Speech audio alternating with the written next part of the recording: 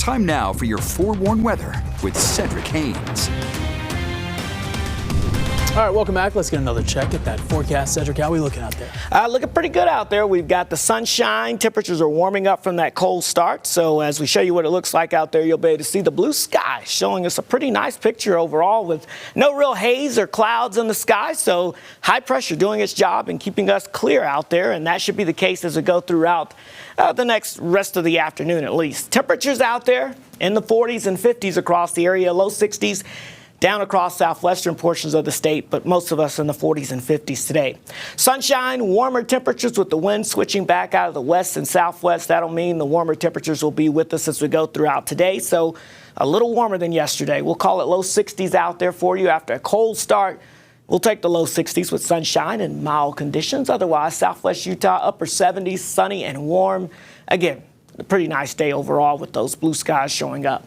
We've got a little moisture that's showing up with a cutoff low pressure down across the Pacific Ocean. That will start to stream inland as we go into the coming days. So Futurecast showing us here that we're going to be looking at that sunshine sticking around for us for the rest of today. But notice we'll see some clouds building across the south and west Wednesday morning, and we'll see some spotty showers developing by Wednesday afternoon. I actually think the rain chance will increase as we get into late Wednesday night into early Thursday as that low pressure really begins to move into the state. And notice some of that moisture spreading up closer towards the I-70 corridor. So we'll see a little more moisture moving a little farther off towards the north here as we go into that time frame. Otherwise, Wednesday night into Thursday, you can see the better chances of showers and a couple of thunderstorms that will be out there for us here as we go across the area here. Even could see a little high elevation snow as you get over towards Bryan Head, places like that. But again, we'll see that potential of maybe some thunderstorms here across southeastern Utah that could be on the strong side. So we'll have to watch that here with this setup with that low pressure kind of slowing down a little bit as it moves through Utah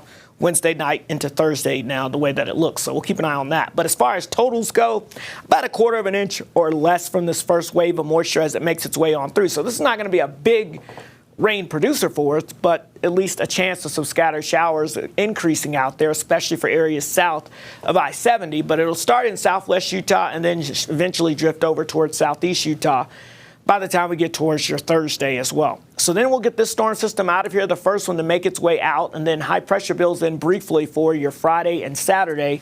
And then we'll turn our attentions to the north and west. A more potent storm system potentially could drop into northern Utah, and that could bring us our next round of unsettled weather, particularly favoring northern Utah this time.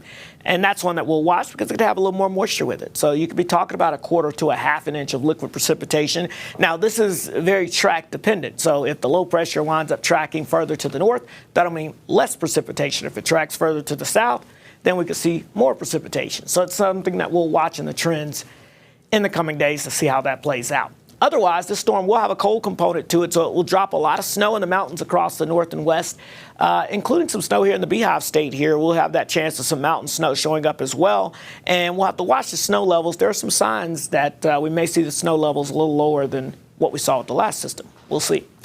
All right, upper 70s in St. George, isolated showers and storms on Wednesday into Thursday. Otherwise, the weekend not looking too bad. The Wasatch Front will be seeing those 60s. Slight rain chance early Thursday morning, but better chances as we get towards the second half of the weekend.